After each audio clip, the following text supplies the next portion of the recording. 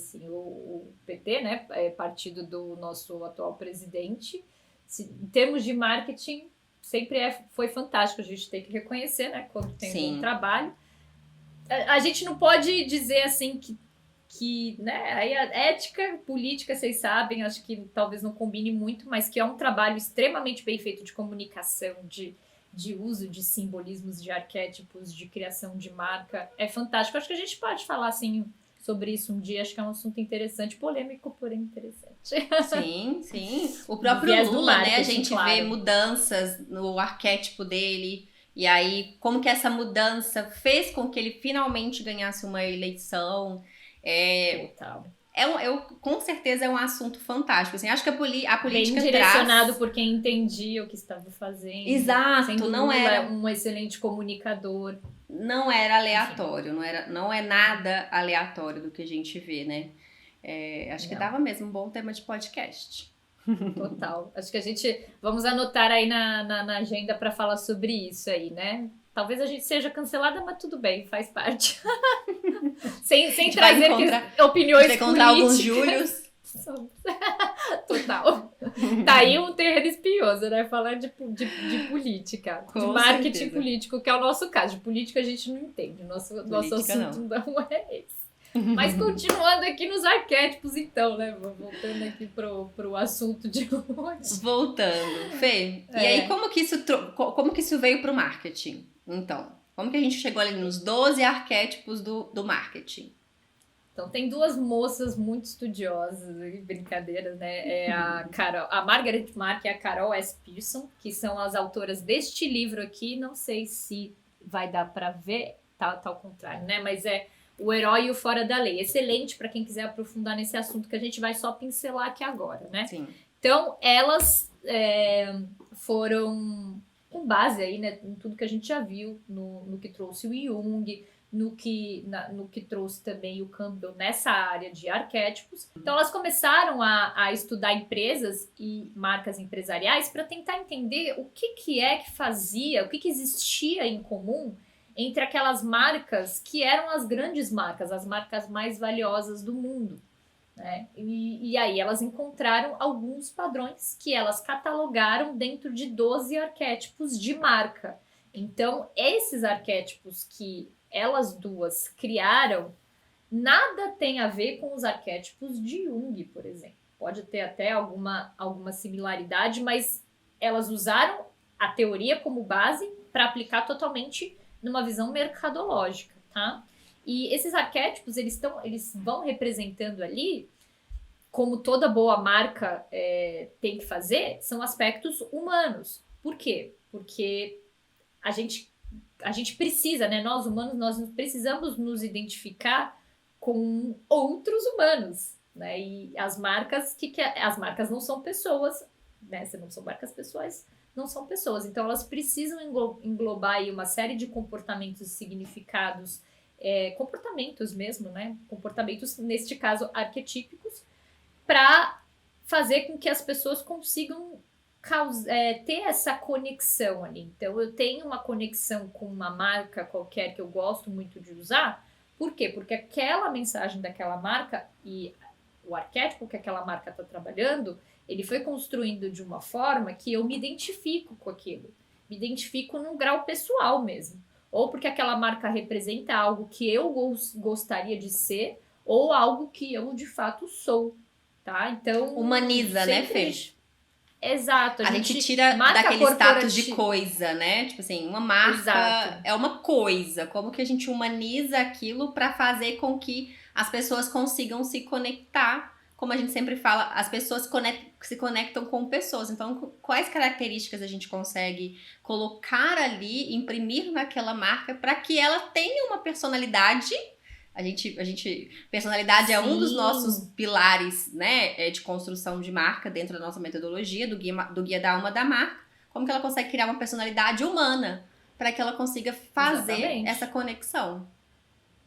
As boas marcas, elas têm características humanas. As marcas que têm ali um logo bonito, segue uma paleta de cores e tem um posicionamento bem definido, mas não trabalha essas questões existenciais humanas, não tem uma representação aí, e aí vai ficar mais claro quando a gente falar dos arquétipos, mas as marcas que são simplesmente marcas muito bonitas, mas vazias, não tem ali nada por trás, elas não vão ter pessoas que vão se conectar de fato com as marcas.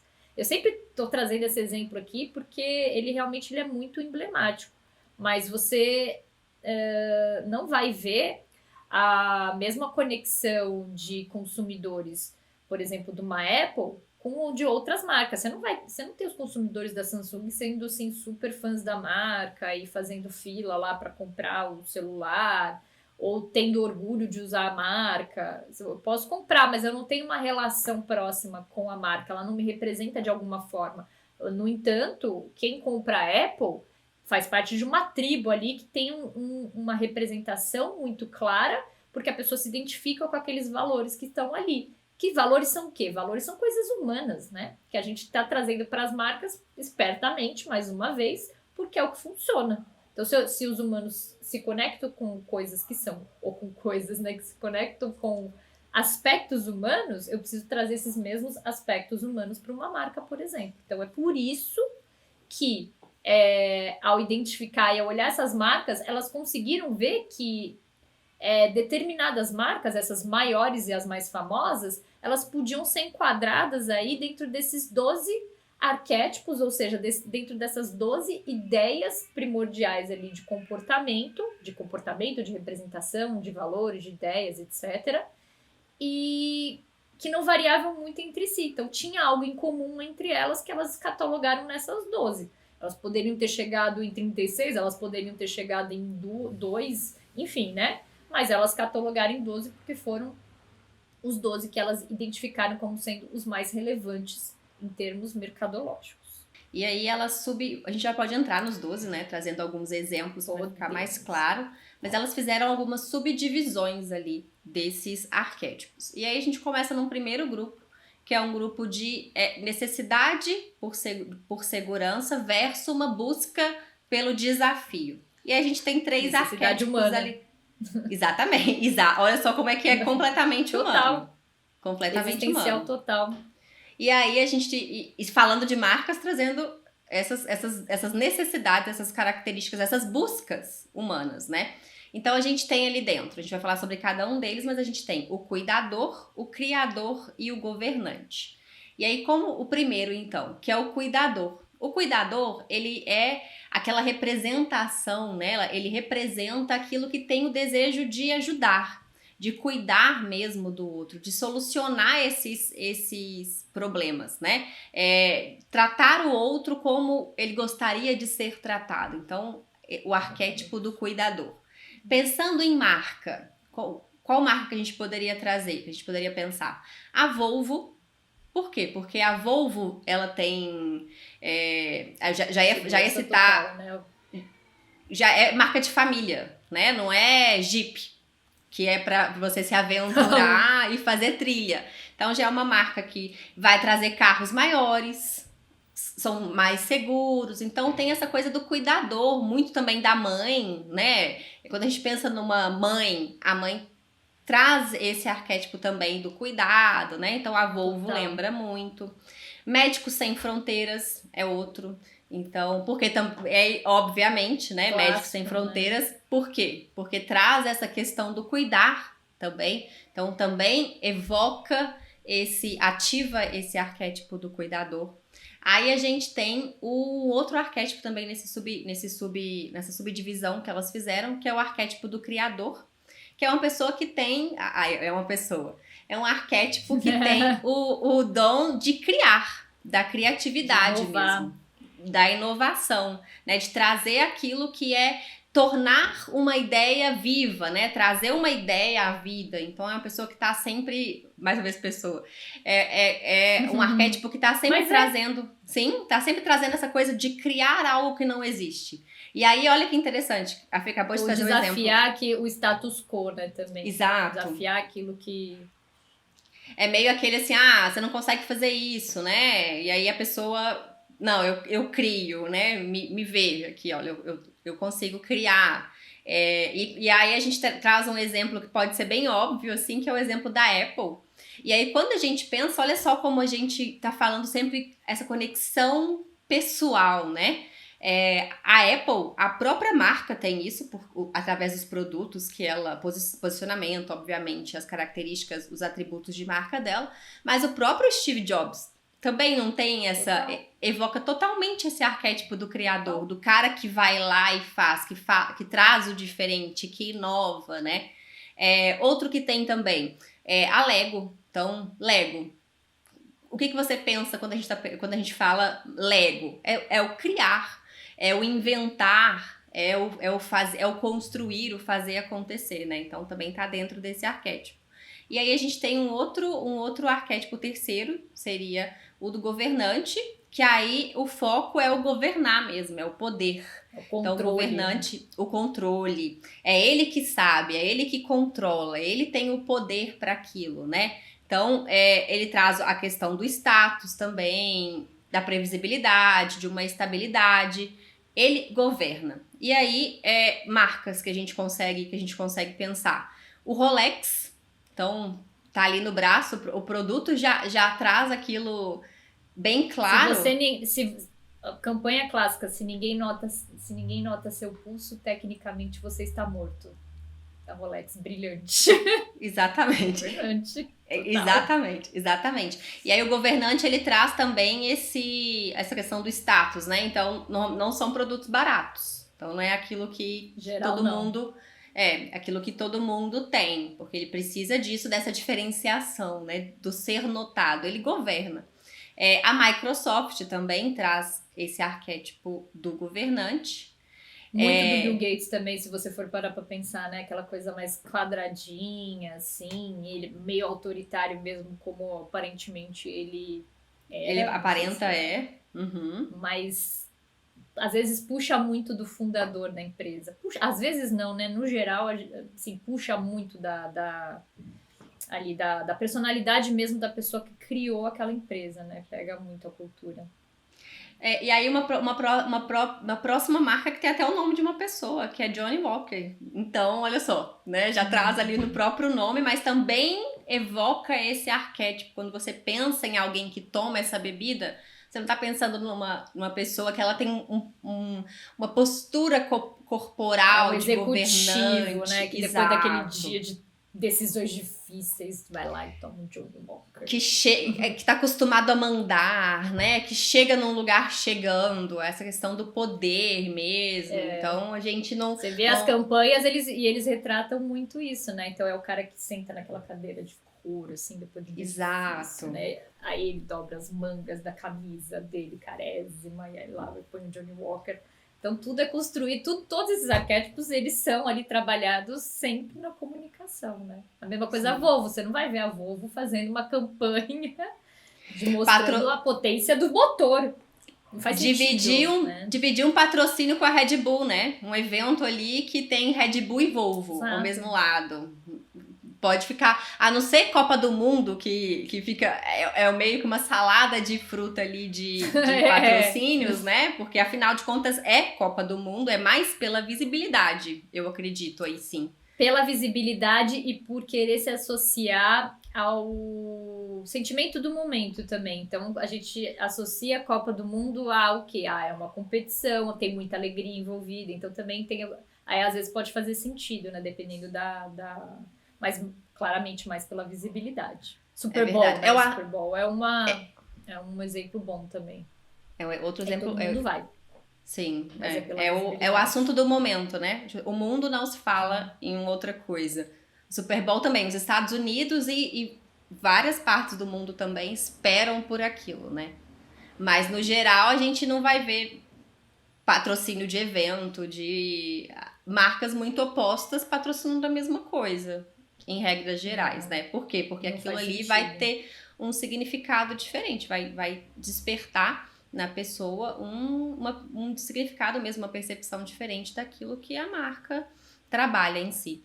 E aí, qual que é o segundo grupo? A não ser que ela queira trazer, né, Van? A não ser que ela queira trazer o significado de uma outra marca, meio que para equilibrar um pouco a própria marca em si. Então, tem uma recente collab aí que foi da Nike com a Tiffany. Então eles fizeram aquela caixa azul, né? O azul verde. Aí nós vamos entrar, não sei. É azul ou é verde da Tiffany? Verde Tiffany. Eu acho que eles falam Tiffany. Azul Tiffany, né? Azul Tiffany, né? Acho que é. Tem até. Pra mim pra mim é um verde azulado, mas, né? Eu acho que eles chamam de azul Tiffany. É aquele azul, né? Já deu nome pra aquele tom ali, azul Tiffany, se não me engano. Então, pra você ver como a marca é tão forte que ela se apropriou de uma cor que você olha e você... é da Tiffany. E aí eles fizeram essa collab, então, com a Nike, né? Com o tênis dessa cor e o símbolo da Nike. Se você for parar para pensar, são marcas que não necessariamente têm valores em comum ali. A Tiffany vai para o lado do luxo e a Nike são arquétipos, inclusive, diferentes, né? Até por serem negócios diferentes também. São arquétipos muito diferentes, mas provavelmente um presta ali para o outro o significado. E atrai tribos ali, né? Que podem ser que se interessem pelos dois. Então, na verdade, marcas de luxo têm feito bastante. Isso, né, Fê? Marcas de luxo têm feito essas collabs diferentes, talvez para renovar público, né? Para trazer consumidores mais novos. Que eu acho que talvez cada marca tenha o seu motivo ali.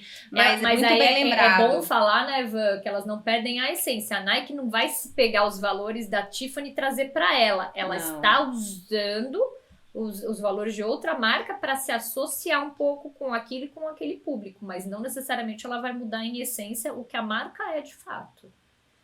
Ela não se vestiu de um outro arquétipo, né? É uma união ali intencional, com certeza absoluta, muito bem estudada.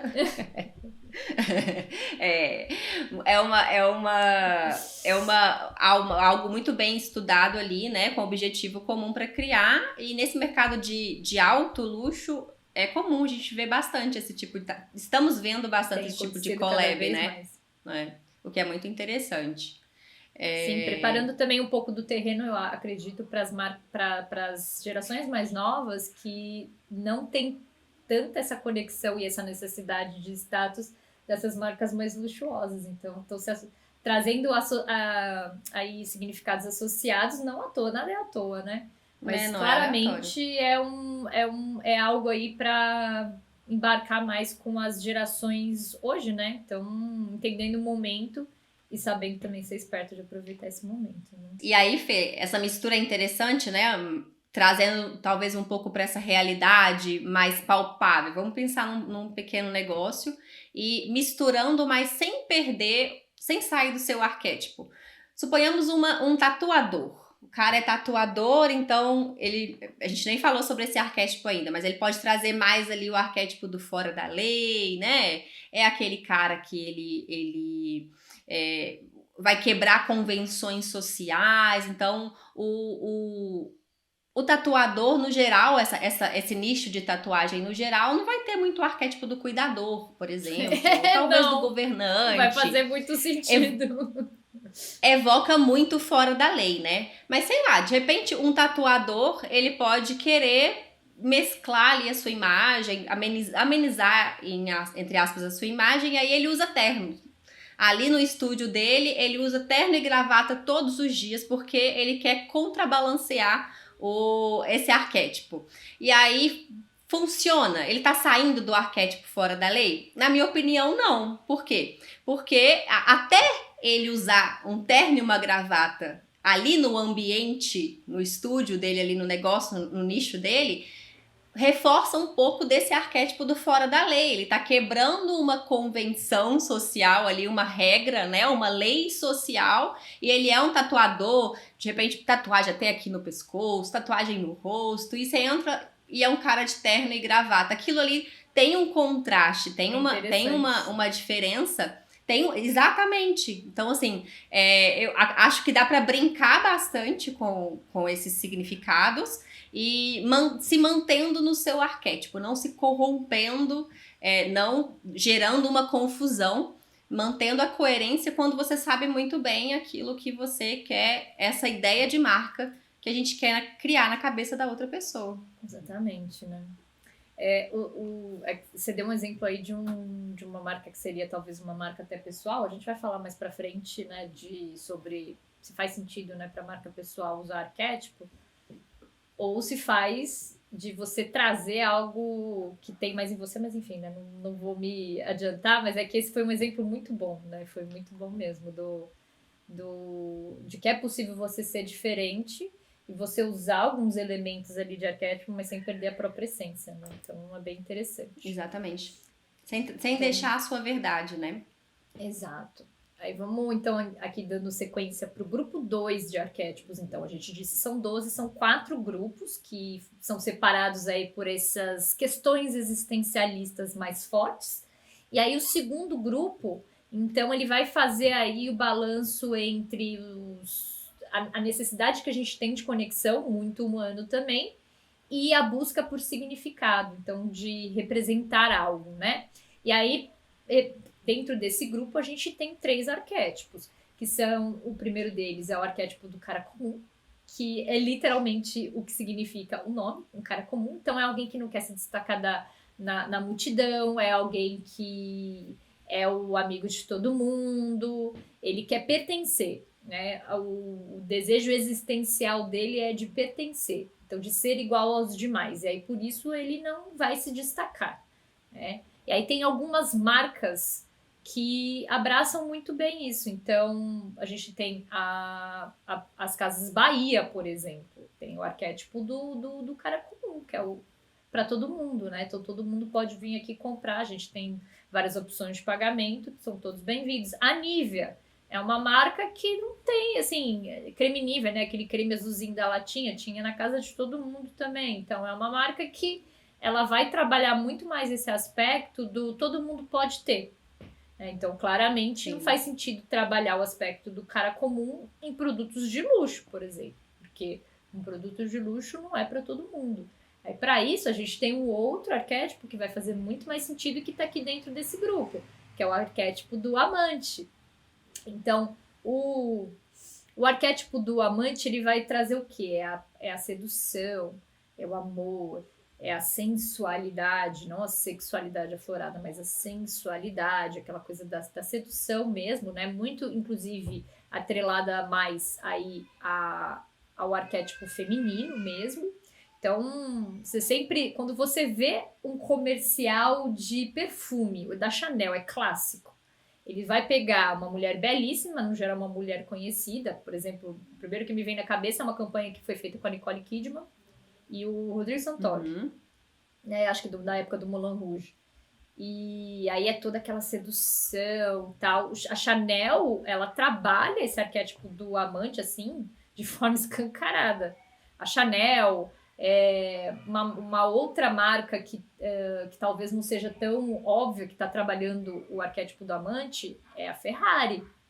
Então a Ferrari com aquele vermelho de sedução também, de uma forma um pouco mais masculina, mas trabalhando o arquétipo do amante, que ele seduz, ele gera esse desejo, como a gente falou, que é o que as marcas de luxo fazem, mas não é para todo mundo. Então, eu faço você desejar, mas poucos podem ter essa é a ideia. Então, faz muito mais sentido você trabalhar um produto, uma marca de luxo, usando esse arquétipo, não do cara comum, por exemplo.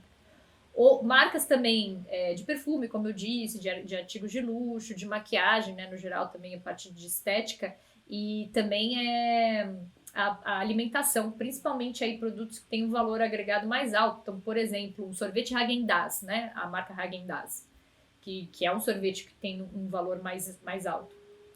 Arquétipo do amante total ali também. Então, você vai ver aquelas imagens que são quase imagens sexuais mesmo, muitas vezes eles usam, né, em símbolos ali, obviamente de forma subliminar e escondida, mas fazem alusão, né, a genitais. Inclusive, se a gente for ver ali, observar algumas campanhas, sim, a gente vai encontrar esses símbolos, e não é à toa. Até na luz, né? Até na forma como eles usam a luz ali, algumas campanhas no produto, o recorte. Sim. Traz bastante esse arquétipo. Nossa, a gente pode também fazer um outro episódio sobre mensagem subliminar. É divertidíssimo. Não é teoria da conspiração, é super usado, assim, tem os estudos que são bem mentirosos, mas que existe essa simbologia oculta em algumas campanhas são utilizadas, existem mesmo, né? Isso aí não dá pra gente negar. Não é Jequiti, parecendo Jequiti. Não é bem isso. Isso aí não é nem subliminar, essa é bem óbvia, né? Apesar de ser rápida, ela é bem óbvia. Mas, de qualquer forma, tem esses símbolos que a gente, às vezes, conscientemente também não vai perceber, mas inconscientemente, nosso inconsciente está registrando tudo que a gente entra em contato. A gente é bem esponja mesmo, né? Então, assim, é a música que a gente ouve, é a série que a gente assiste, é o que a gente presta atenção do que os outros estão falando. Por isso que a gente tem que tomar cuidado com o que a gente consome, porque a gente é impactado por absolutamente tudo. E tudo influencia o nosso comportamento. E na maior parte dos casos, a gente nem percebe, né? A gente pode só, de forma consciente, escolher aquilo que a gente vai consumir, mas que aquilo vai impactar e a gente não vai ter escolha sobre isso, isso vai. Enfim, né? Abri um parênteses aqui para fugir do arquétipo do amante, mas deixa eu voltar para ele. Então, o Lindt de chocolate, né? Então, assim, para gerar desejo, para ser essa coisa sedutora. Tinha uma marca, Abercrombie, que era uma marca de roupa, né? E eles literalmente, tem até um documentário na Netflix para quem quiser ver, que eles só contratavam vendedores para as lojas que eram pessoas belíssimas, dentro de um padrão de estética pré-definido, então elas tinham que ser magras. Homens musculosos, né? Super, a galera tinha que ter lá o tanquinho, as meninas tinham que ser lindas, o pessoal andava praticamente sem roupa, as campanhas era tudo mais corpos do que roupas, porque claramente ali eles estavam trabalhando até uma versão bem exagerada desse arquétipo do amante, né? Que vai ali para um extremo do exagero também. Então, dessa sexualidade, no caso, aí muito exposta. Então, este é o arquétipo do amante, que basicamente vai trabalhar o quê? A sedução, a geração de desejo. Bem ao contrário do cara comum, que ele não quer que ninguém deseje, ele quer só se esconder ali e ser igual a galera, igual a todo mundo. E aí a gente tem, por fim, o bobo da corte, né? Então, o bobo da corte, o que ele quer? Ele quer ser a diversão, ele quer fazer as pessoas rirem, as pessoas se divertirem.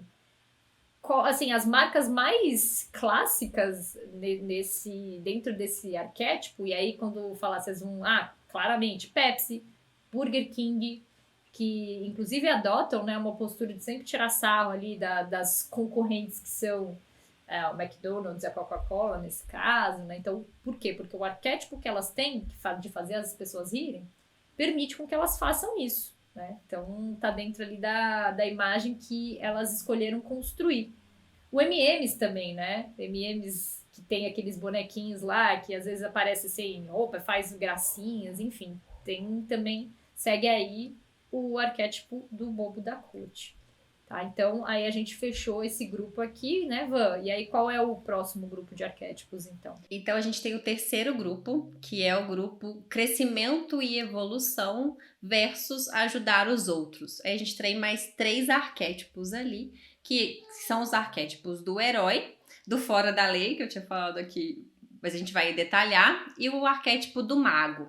Então, quando a gente está pensando nesse arquétipo, vamos começar com o arquétipo do herói, né? O arquétipo do herói é aquele salvador mesmo, é aquele que salva. Então, ele vai desafiar algumas convenções comuns ali, alguns aspectos de senso comum, para que ele tenha uma significância, para que ele consiga alcançar essa significância, nem que ele tenha que brigar por aquilo, conquistar aquilo, demonstrando uma coragem. Então, o herói também, eu acho que é uma... Quando a gente fala no herói, assim, a gente tem uma ideia muito clara, né? De quem que é essa pessoa. Obrigada, Marvel. A gente sabe quem que é o herói ali, fica um pouco mais claro pra gente do que, de repente, outros arquétipos. Mas é aquele que vai salvar mesmo. É aquele que demonstra coragem. É aquele que não vai fugir da luta. Então, que ele vai tomar a iniciativa para resolver um problema, né? Vai enfrentar Exato, vai guerrear. E aí, dentro desse arquétipo, a gente tem 2 marcas que eu até citei, que são a Red Bull e a Nike. Não tá completamente relacionada a pessoas que não vão fugir da luta, não vão fugir do desafio. Exato, vai lá e faz, né? Então, da Nike até assim, você é o seu próprio herói, né? É isso que a marca tá dizendo. Ela se posiciona como isso também, mas ela também traz isso para as pessoas, como uma mensagem que ela traz, como uma declaração que ela traz de marca. E a Red Bull é sempre a mesma coisa, também envolve essa questão da coragem, da iniciativa, de sair daquele senso comum de... Eu te dou asas, vai lá e faz, né? Do medo, né, de você se esconder com medo. Não, o herói, ele tem esse posicionamento completamente oposto. Ele tem essa coragem de fazer diferente. E aí a gente tem o fora da lei, seria um outro arquétipo. Usei, por exemplo, o exemplo de uma marca pessoal, né, falando do tatuador ali, mas não apenas. A gente tem uma marca que aí já adiantando, é uma marca que quando a gente pensa no fora da lei, que é essa pessoa que ela também vai sair dos padrões. O fora da lei também é um arquétipo um pouco mais fácil da gente parar para pensar. Vai sair do padrão, vai desafiar regras sociais, né? Vai duvidar do não, então ele quer fazer mesmo, ele vai quebrar essas regras. Ele é uma pessoa que gosta de liberdade, esse arquétipo do fora da lei. Ele vai trazer essa questão da liberdade, de poder fazer, de poder se expressar, né? Ele vai quebrar aquilo tudo que é muito padrão e tradicional. E a gente tem Harley Davidson, olha, clássico. Que é clássico e traz muito desse arquétipo, né? Quando a gente vê as motos e quando a gente vê as pessoas ali, né, pilotando aquelas motos e incorporando também esse arquétipo do fora da lei, que foi aquilo que a gente falou da neuroassociação. Então, existe aquela imagem daquele arquétipo vinculado ao produto e como que a pessoa se associa àquilo. Harley Davidson é o arquétipo perfeito, assim, entra dentro do fora da lei. Aí a gente tem um terceiro, que é o arquétipo do mago. Então, o arquétipo do mago, aí já vou trazer as marcas de uma vez e a gente explica o que ele é. A Mary Kay é uma marca que representa, que ativa esse arquétipo do mago. A Mastercard também. É aquele arquétipo que está promovendo, que está mostrando ser possível uma transformação. Sempre ligado a um propósito. Quando a gente fala do mago, não necessariamente tem a ver com aquilo que é místico, né? Sim. Mas é aquela pessoa que ela... a alquimia, né? De realmente da transformação, de transformar uma coisa Exatamente. em outra. Exatamente. Essa ideia da alquimia é perfeita. Não é pro lado um mago místico, mas o que transforma. Então, uma marca, por exemplo, que ela quer liderar um movimento dentro desse arquétipo do mago, claramente ela vai mostrar aquela transformação que ela vai trazer para uma vida da pessoa. Sim. Pensa na promessa da Mary Kay de transformação na vida de mulheres, do porquê que a marca foi criada, por que ela surgiu, como ela surgiu. A própria história de criação da Mary Kay, da fundadora ali, por que ela precisou sair para trabalhar da forma como ela fez, mostra essa transformação e mostra que é possível também as outras pessoas se transformarem dentro desse universo de marca. Então, que é um outro arquétipo super interessante também. Fazendo um breve adendo, né, Fê? A gente tá falando, a gente falou sobre a marca se humanizar para se conectar com pessoas. Então, pessoas vão se conectar com pessoas. Quanto mais humana uma marca parecer, melhor ela é. Melhor ela vai gerar esse tipo de conexão, né? Sim. E aí a gente tá trazendo o assunto arquétipo. Mas não são só arquétipos que humanizam marcas. Por exemplo, arquétipo vai dar personalidade. A gente também falou aqui rapidamente no começo. Personalidade é um dos pilares que a gente traz dentro da nossa metodologia do Guia da Alma da Marca.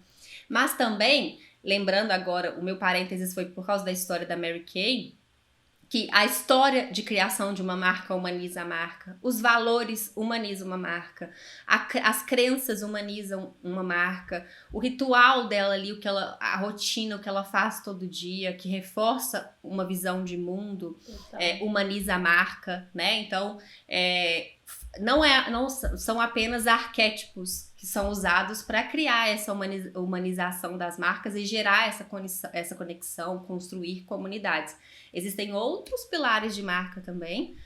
Dentro da nossa metodologia são 10 pilares de marca. E quando a gente vai parar para pensar, todos eles ali num conjunto, eles trazem esses aspectos humanos que são necessários para gerar essa conexão com as pessoas. Exatamente. Seja uma marca pessoal ou não, né, Van? Exato. Seja uma marca pessoal, que aí as pessoas falam, é mais fácil uma marca pessoal, porque tá tudo ligado àquela pessoa, mas não apenas. A gente consegue pensar, criar marca que conecta. A gente tá falando aqui, a gente não citou nenhum exemplo de marca pessoal até agora, né? Grandes marcas, todas elas, e nenhuma delas é uma marca pessoal. São grandes marcas que conseguiram criar essa imagem mesmo. São grandes empresas que conseguiram criar marcas fortes, grandes negócios que possuem marcas fortes, né? E se transformam nessas marcas. Nenhuma é pessoal, porque a gente consegue desenvolver esse aspecto não só pensando numa pessoa mesmo, mas pensando até porque marcas de empresa são muito maiores do que marcas pessoais, né? Então, no sentido de o legado continua, né? Exato. Você tem a Apple, o Steve Jobs morreu, sim, ele foi ali toda a influência na cultura, nos valores da marca, em tudo, mas a Apple continuou. Então a marca Steve Jobs não existe mais e foi muito fundamental para o sucesso da empresa, mas o legado ele continua. Então a marca corporativa ela é mais valiosa porque ela deixa um legado e porque ela vai ser também não vai ficar atrelada a uma pessoa, né? Então você tem hoje a gente tem, né, o movimento onde cada vez mais as marcas pessoais, marcas de influenciadores, de criadores, enfim, você consegue começar um negócio sim, mas você ter um negócio que é totalmente dependente de uma marca pessoal para sempre, ele não vai ter o mesmo valor de mercado do que uma marca corporativa que é muito bem trabalhada. Porque você está totalmente dependente da imagem de uma pessoa, que inclusive pode cometer erros, que podem atrapalhar ali, né, a imagem de marca. Que pode morrer. Não, vai morrer. Simplesmente. Claramente vai morrer. Algum dia, a gente só não sabe quando. Pode demorar. Um dia vai. Isso é fato, não existe discussão sobre esse assunto. Então, por essa natureza, uma marca pessoal, ela não vai ter tanto valor. Então, se você vai vender uma empresa, por exemplo, uma empresa que está atrelada a uma marca pessoal, ela não vai ter tanto valor. O que a gente vê, o movimento contrário é das marcas, grandes marcas corporativas que já existem até, já estão solidificadas, elas usam a influência dessas marcas pessoais para agregarem valor, né? Então, você ter um rosto na frente da marca. Mas não quer dizer que não se tenha que trabalhar a marca da empresa como um todo, né? E quem tem uma visão mais de negócio mesmo, se preocupa em fazer isso, porque sabe que tem um limite ali para a marca pessoal, né? Para o CPF, que aí precisa trabalhar o CNPJ mesmo. Mas que um, obviamente, vai fortalecer o outro, mas um pode ser perene, né? Difícil, né? Nada vai durar para sempre, nem uma marca. Mas claramente uma marca pessoal, ou seja, uma pessoa, não vai durar para sempre. Então tem um valor menor. Muito bem, Fê. E aí a gente entra então no quarto e último grupo, né? Isso, que aí a gente vai fazer o balanço aí entre mais uma questão existencial, que é a necessidade de independência versus o senso de pertencimento.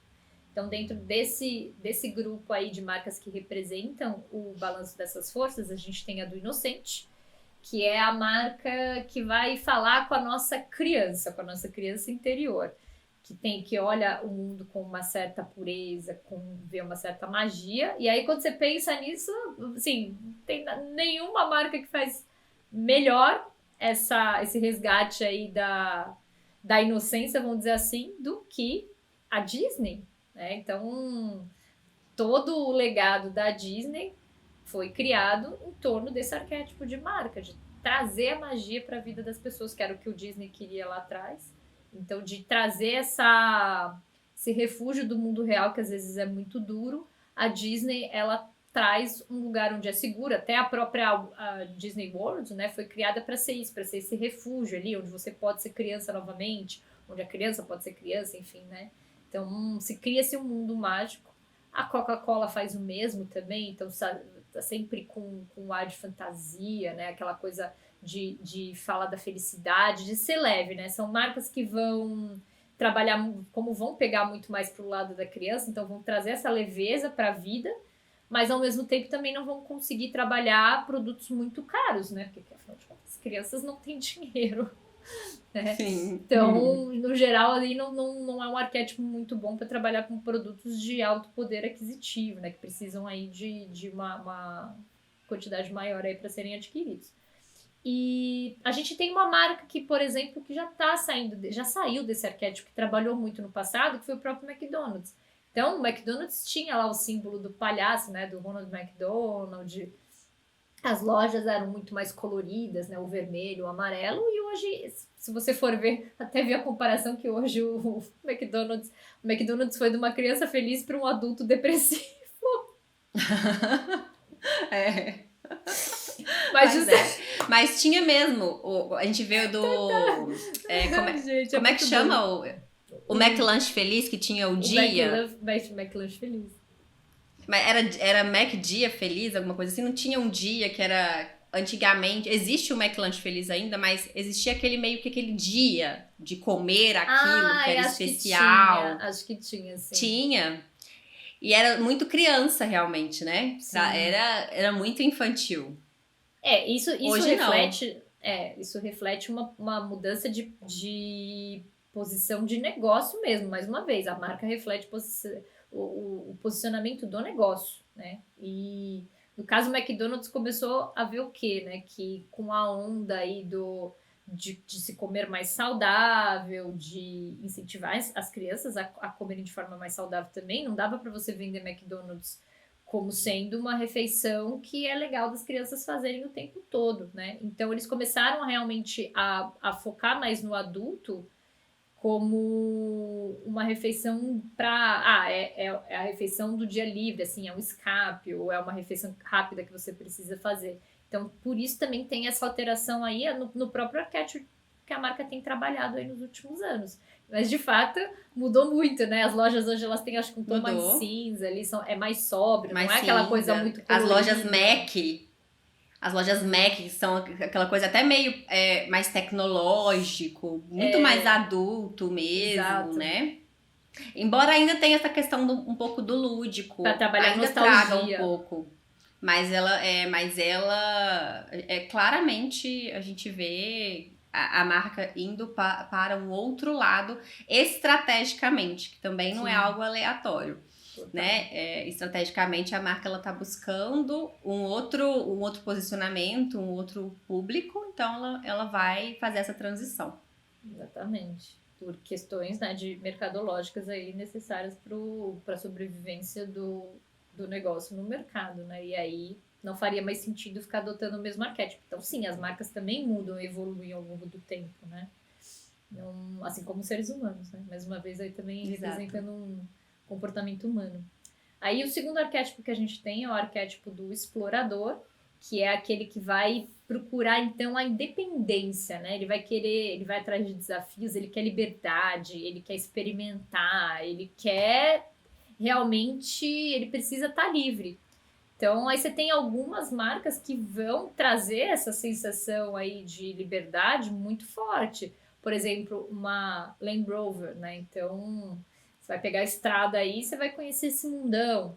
The North Face, que é uma marca para roupas para esportes, né? De inverno, mas muito também para esportes, né? Praticados aí no gelo e tudo mais. Tem a Virgin, que tem aí total a cara do Richard, do dono, né? Do Richard Branson. Branson, né? Que é alguém realmente assim, né? Tô aqui para experimentar o mundo, bem doidão. E todos os empreendimentos da Virgin refletem isso. Hotéis, a própria gravadora, né? Quer dizer, alguém aí que quer ser diferente, quer buscar liberdade, que o valor é liberdade. Até, se a gente for para analisar os arquétipos, a gente pode ver aqui que uma Harley Davidson também a gente conseguiria classificar ela como sendo o arquétipo do explorador, porque ela também traz essa ideia, ao mesmo tempo que ela traz um pouco essa ideia de liberdade, ela traz, né, no caso do explorador, ela traz lá também desafiando aí, né, sendo fora da lei, desafiando o status quo. Então, você vai ter marcas que, se você for analisar, você vai conseguir encaixar em mais de um arquétipo, porque elas poderiam estar ali, tem coisas similares. E é por isso, então, que depois a gente vai falar dessa questão do arquétipo, que não é o único modo de você pensar marca. Porque de colocar as coisas numa caixinha e fechar ali, né? É só uma orientação. Mas antes de finalizar aqui, ou entrar nesse assunto já, um pouquinho polêmico sobre os arquétipos, eu vou falar do último deles que eu não falei, que é o do sábio. Então, que é aquele que quer aprender coisas novas, quer sempre evoluir. E aí vai ser um arquétipo que vai estar muito, óbvio, ligado a empresas do ramo da educação. Então, por exemplo, você tem uma Harvard, que vai ter esse arquétipo do sábio aí, que está em busca da verdade, né? Está em busca da sabedoria, está em busca do conhecimento. Uma Google também, que nada, né, mais óbvio do que, eu preciso saber tal coisa, busca lá no Google. Vou perguntar lá pro Google, dá um Google, Tinha até umas camisetas, né? Oi, eu sou o Google. Pergunta lá pro Google, oi, eu sou o Google. Mas enfim, que sintetizam aí a parte dessa paixão pelo conhecimento, né? Dessa busca pelo conhecimento. Então tem o arquétipo do sábio, que fecha aí os últimos 12 arquétipos. Então, Van, aí a parte que eu falei, né? Já falei que ia ser um pouquinho polêmica, porque essa teoria aí dos arquétipos, que é muito boa, funciona muito bem, ela ganhou aí popularidade nos últimos anos na internet, e aí começaram não só a aparecer os absurdos, como as pessoas quererem tratar como sendo a única forma de você pensar a marca, então de você pensar um comportamento de marca. E a gente tem uma visão um pouquinho diferente sobre isso, né? De que sim, é ótimo, elas conseguiram ali identificar comportamentos de marca que fazem sentido e que vão realmente representar ali itens que são importantes, que vão fazer com que as pessoas se conectem com aquelas marcas, só que ao mesmo tempo você encaixota. Então, eu só posso usar 12 tipos diferentes de elementos aqui. Então, eu tenho um arquétipo que eu preciso seguir se eu vou ter minha marca. Então, eu tenho que me comportar dentro daquele arquétipo e eu não posso sair daquilo. E é mais problemático ainda quando a gente vai falar de marca pessoal, né? Porque aí tem de tudo. A internet é uma maravilha, né? Mas tem assim, eu não sei se você já viu isso. Roupas para o arquétipo do governante. Use o cabelo curto com corte reto. Aí você tem que usar mais blazers, você tem que usar peças douradas e salto alto. E aí começa a colocar regra. E principalmente vai colocar regra quando a marca pessoal faz menos sentido ainda. Porque marca pessoal, gente, já tá pronta, né? Só precisa revelar. Aí você vai se colocar numa caixa e fala assim, mas eu não posso aparecer aqui de camiseta porque o meu arquétipo é o arquétipo do amante, eu tenho que estar de vermelho e as minhas unhas pintadas de vermelho o tempo inteiro pra mostrar que eu sou muito sedutora e poderosa. E aí, Fê, interessante porque a gente cria o que a gente já falou, inclusive em outros podcasts, que é o personagem. Que é aquilo que não tem verdade. Gente, se não tem verdade, não vai dar certo. Ponto final. A gente vê alguns personagens na internet, é verdade. Mas a gente já falou sobre isso também. Só porque alguém fez e parece que tá dando certo aquilo ali, até quando vai dar certo? Como vai dar certo? Será que dá certo mesmo? Porque às vezes também a gente acha que a gente vê só o palco da pessoa, não tá sabendo do bastidor. No bastidor a coisa tá feia. Mas a postura que a pessoa tem na internet te faz acreditar que não, tá tudo sob controle, tá ótimo. Faz o que eu faço que vai dar certo.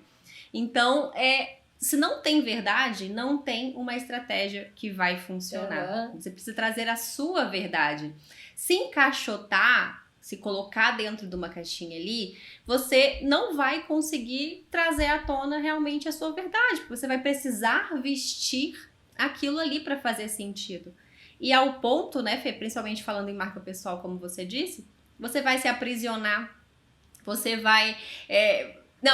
você vai esgotar, vai fechar suas portas de possibilidades que poderiam estar abertas, porque você está se colocando naquele moldezinho ali criando um personagem, contando uma mentira que pode ser completamente destrutivo para sua marca. Exato. Porque assim, tudo que a gente trouxe aqui de arquétipos é para mostrar que, olha, sim, os seres humanos, eles não são tão diferentes no íntimo uns dos outros, no sentido de terem as mesmas dores existenciais, terem os mesmos desejos, ansiarem pelas mesmas coisas. Você vai ter coisas que são comuns a todos os seres humanos, que estão lá nesse nosso inconsciente coletivo aí. Então, sim, a gente vai ter percepções parecidas. No cinema, por exemplo, quando ele vai contar uma história, por que a jornada do herói ela funciona tão bem? Porque ela está contando a história da evolução humana, então da busca da alma humana por algo, e que vai passar por diversas provações, diversos desafios, até realmente sair transformado de tudo isso. É uma metáfora para a nossa própria vida, né? Então, que a gente está aqui para viver experiências, para aprender com essas experiências, para crescer, né? Que seria esse o objetivo. E aí, no cinema, por exemplo, então ele vai trabalhar com essas imagens que são comuns lá para o nosso inconsciente, né? Que são os famosos arquétipos. Mas a gente está falando muito mais de algo interno e não uma representação somente externa. É claro, a gente vai fazer lá como o Platão, né? Então, vamos pegar algo que não tem forma para trazer como uma representação para o mundo em uma forma arquetípica, para que a gente bata o olho e identifique. Dito isso, arquétipos, então, de marca específico, eles ajudam a trazerem características humanas, representações de características humanas e anseios humanos para marcas. Mas não faz o menor sentido fazer o mesmo para uma marca pessoal que já tem as características humanas, né? A gente espera, se você não for um robô, provavelmente você tem, se você não for um androide, alguma coisa assim. Eu acredito que não. Então, você já tem, já tá tudo aí. Para que eu vou me colocar no molde? Vou usar uma roupa que dizem que é para eu usar, eu vou falar de um jeito que dizem que é para eu falar, eu vou criar realmente um personagem, sendo que eu posso extrair aquilo que eu tenho de melhor em mim como se eu fosse uma caricatura de mim mesmo, né? Porque a gente não vai trazer tudo que a gente tem à tona. A gente vai trazer aqueles pontos que são os mais relevantes, vamos dizer assim. Então, a gente vai fazer um processo, por exemplo, de uma criação de marca pessoal, a gente vai trazer esses elementos dessa pessoa, que são aqueles que vão fazer com que ela seja um desenho único ali, um molde que realmente não dá para ser copiado. E marca pessoal é isso. Não tem uma pessoa igual a outra. Você não tem uma impressão digital igual a outra. Mas o que você mais vê na internet hoje é a galera querendo copiar o outro. Virou um mercado, né, Fê? Se a gente pensar, os arquétipos, os 12 ali do marketing criado pela dupla, pelas meninas ali, eles não foram criados para o objetivo que existe hoje ali. Hoje virou realmente um mercado. Um tanto de gente falando sobre arquétipo, criando o arquétipo da Cleópatra, o arquétipo da, sei lá, criando um monte de coisa, encaixotando pessoas. Não é para isso que existe. Existe como uma orientação. Você deve ter percebido quando a gente falou sobre esse assunto, nós falamos com fascínio. Uhum. Porque achamos, sim, que é algo fascinante, que traz um interesse. Só que não é algo que a forma como está sendo usada hoje não é para aquilo que foi pensado, né? Certamente não para marca pessoal. Uhum. Tudo comunica, que é algo que a gente também já falou várias vezes aqui. Tudo comunica. Então, sei lá, o meu cabelo tá longo. Eu vou comunicar uma imagem que talvez se eu tiver com o cabelo bem curtinho, eu vou passar uma imagem diferente. Então, tudo comunica. A roupa que a gente veste, claro. Tá tudo comunicando. Mas por que eu vou falar assim, o meu cabelo, eu quero um arquétipo, eu quero passar um ar de romantismo, então eu vou deixar o cabelo do amante, meu cabelo tá longo, mas aí eu preciso invocar um outro arquétipo para não parecer também muito inocente, bobinha e não saber do que eu tô falando. Não, se você quer passar uma imagem de que você sabe do que você tá falando, não necessariamente você tem que invocar um arquétipo. Não necessariamente você tem que pegar e passar um batom vermelho ou cortar o cabelo curto, né? Enfim, você pode, claro, usar desses elementos que ajudam, mas aí é pior, né? Porque aí criou-se um molde. Então agora é a mulher do blazer, né? Você quer ser bem sucedida? Muito bem lembrado. Você não tá de blazer? Minha filha, como assim? Cadê seu blazer aí? Tira o blazer do armário. Exato. Então, exatamente. Então, assim, tudo é ativar, tudo hoje em dia é ativar arquétipos. Quando não? Quando é só você colocar um elemento. Suponhamos que você seja uma marca pessoal, uma pessoa. Suponhamos que você seja a Kátia Damasceno. E aí a Kátia Damasceno tá falando sobre sensualidade, né? O pompoarismo ali. E aí, mas a Kátia Damasceno, ela não quer trazer esse ar sensual. Então ela não... então eu preciso evocar um outro arquétipo para não ter uma imagem sensual. Suponho que a Kátia Damasceno, ela tem sim, né, esse ar. Mas tem um assim, humor, né, que é muito forte, assim, então... Mas por quê? Porque ela, então, dela, né? Esse que é o ponto. E aí ela vai... Exato, é ela. Mas e aí, o que eu quero dizer assim, não necessariamente ela precisa pensar em ativar um outro arquétipo. Então eu vou ativar o arquétipo do bobo da corte. Aqui não, aquilo faz parte dela, né? Então suponhamos, eu sou uma sexóloga também, tô começando um trabalho no Instagram, e aí eu não quero que as pessoas me vejam de uma forma sexualizada, então eu vou evocar um outro arquétipo. Não, tem coisas que você pode fazer que é simples, não precisa chamar de arquétipo. Tem coisas ali na sua imagem pessoal, na forma como você mistura, vai falar, né? Não, agora, que hoje eu acordei, hoje eu vou representar o arquétipo do inocente. Cadê minha camiseta do Mickey? Que é agora que eu vou pôr. Amanhã, hoje eu preciso estar mais séria, porque eu vou fazer uma apresentação, acho que agora eu vou colocar o arquétipo do governante. Cadê meu blazer? Não é assim.